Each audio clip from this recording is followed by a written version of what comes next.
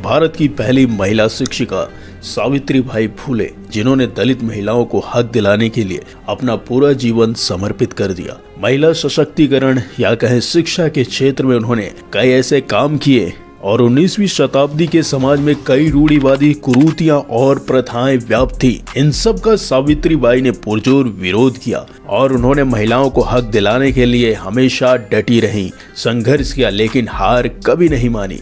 तो सावित्रीबाई फुले भारत की सबसे महान हस्तियों में से एक थी। उन्होंने अपने पति के साथ मिलकर महाराष्ट्र के साथ साथ पूरे देश के महिलाओं के हक के लिए लड़ाई लड़ी थी। उन्हें मुख्य तौर पर इंडिया के फेमिनिस्ट मूवमेंट का केंद्र भी माना जाता था। सावित्रीबाई फुले बहुत ही बहुमुखी प्रतिभा की धनी स्त्री थी, तो उनके बारे में कई ऐसी बातें हैं जिन्हें आपको जाननी जरूर चाहिए। तो इसलिए हम आपको इस वीडियो के थ्रू सावित्रीबाई फुले के बारे में और उनके जीवन के बारे में बहुत सी ऐसी बातें बताएंगे जिन्हें जानकर आपके मन में सावित्रीबाई फुले के लिए इज्जत और बढ़ जाएगी। अगर बात करें इनके प्रारंभिक जीवन के बारे में, तो सावित्रीबाई फुले का जो जन्म है वो 3 जनवरी साल 1831 को नए गांव के सतारा डिस्ट्रिक्ट में हुआ था, जो आज के समय में महाराष्ट्र में स्थित है। और सावित्रीबाई का जन्म स्थान श्रीवल से मात्र 5 किलोमीटर की दूरी पर यानी पुणे से करीबन 50 किलोमीटर दूर स्थित था। और ऐसा कहा जाता है कि सावित्रीबाई फुले अपने माता पिता लक्ष्मी नेवासा पाटिल और खांडोजी के नेवासे पाटिल की सबसे बड़ी पुत्री थी और ये दोनों ही माली समुदाय से नाता रखते थे। सावित्रीबाई फुले की शादी ज्योतिराव से हुई थी और उनकी कोई भी संतान नहीं थी, लेकिन इसके बाद उन्होंने एक ब्राह्मण घर में पैदा हुए एक अनाथ बच्चे को, जिसकी माँ विधवा थी, उसको गोद लिया, जिसका नाम था यशवंत राव। तो ये तो रही बेसिक जानकारी उनके बारे में।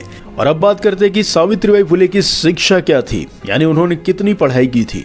तो सावित्रीबाई फुले की जब शादी हुई थी तब वो एक पूर्ण रूप से अशिक्षित थे, यानी उन्हें पढ़ना बिल्कुल भी नहीं आता था। लेकिन जो ज्योतिराव जी थे, जो इनके पति थे, उन्होंने इन्हें घर पर ही शिक्षित किया। और जब ज्योतिराव काम करने के लिए जाते थे, उसी मध्य वो अपनी पत्नी सावित्रीबाई तथा अपनी बहन सूनाबाई श्रीसागर को पढ़ाते थे।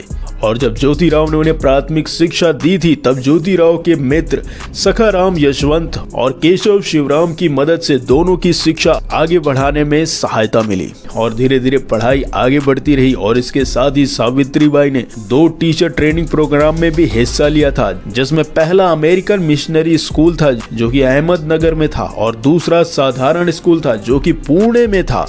और ट्रेनिंग प्राप्त करने के बाद सावित्रीबाई फुले पूरे भारत की शायद पहली महिला टीचर और पहली हेड मिस्ट्रेट बन गई। यानी टीचर की शिक्षा प्राप्त करने के बाद सावित्रीबाई फुले महारवाड़ा, जो पुणे में स्थित था, वहां पर बच्चों को शिक्षा प्रदान करना शुरू किया। और उन्होंने ये काम सूनाबाई क्षीरसागर के साथ मिलकर किया था, जो कि ज्योतिबाई फुले की बहन थी। लेकिन थोड़े समय के बाद सावित्रीबाई और फिर धीरे धीरे ज्योतिराव फुले ने सूनाबाई के साथ मिलकर विजयवाड़ा में खुद का स्कूल भी शुरू कर दिया। और इस स्कूल में गणित, विज्ञान, सामाजिक अध्ययन के प्रारंभिक और पश्चिमी पाठ्यक्रम भी शामिल थे। और साल 1851 में तब तक सावित्रीबाई और ज्योतिराव फुले ने पुणे के अंदर ही केवल लड़कियों के लिए 3 अलग अलग स्कूल बना दिए थे। और तीनों ही स्कूल में कुल मिलाकर तकरीबन 150 से भी ज्यादा छात्राएं पढ़ा करती थी। लेकिन कहते हैं ना कि अगर कोई भी अच्छा कार्य करता है तो उसमें जरूर बाधाएं पड़ती ही है। और ऐसा ही उनके साथ भी हुआ, क्योंकि जो आसपास के लोग थे वो उस जमाने में महिलाओं की शिक्षा के विरोधी माने जाते थे और उन्होंने इस स्कूल को बंद कराने के लिए भसकर प्रयास किया, जिसकी वजह से सावित्रीबाई फुले और उनके पति ज्योतिराव ने इस स्कूल को बंद करने के पश्चात कहीं और स्कूल खोलने का निर्णय लिया।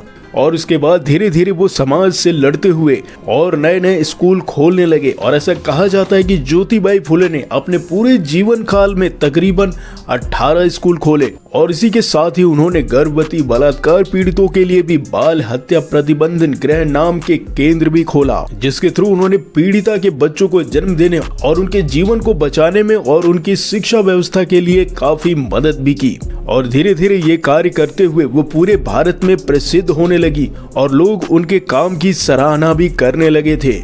और एक पहली भारत की महिला शिक्षिका के साथ साथ वो एक बहुत ही कुशल कवित्री यानी एक लेखिका भी बन चुकी थी, जिसमें वो समाज की बुराइयों और कुरीतियों का भंसकर विरोध किया करती थी और महिला शिक्षा को प्रोत्साहन दिया करती थी। और फिर इसके बाद ऐसा कहा जाता है कि सावित्रीबाई फुले और उनके पुत्र जसवंत ने साल 1897 में आई महामारी जिसका नाम प्लेग था, उस बीमारी के लिए नासोपारा में इलाज के लिए एक क्लिनिक खोला था। और ये क्लिनिक उन्होंने पुणे के बाहरी इलाके में स्थापित भी किया था ताकि वो पूरा इलाका संक्रमण मुक्त क्षेत्र में आ जाए। लेकिन पांडुरंग बाबा की गायकवाड़ के पुत्र को बचाने के लिए उसे भाग करके अस्पताल में ले आई, लेकिन सावित्रीबाई फुले को भी प्लेग ने पकड़ लिया और 10 मार्च साल 1897 को सावित्रीबाई फुले की मृत्यु हो जाती है। लेकिन भले ही सावित्रीबाई फुले की मृत्यु हो जाती है, लेकिन उनके द्वारा किए गए जो भी कार्य हैं वो आज भी समाज में सराहनीय है,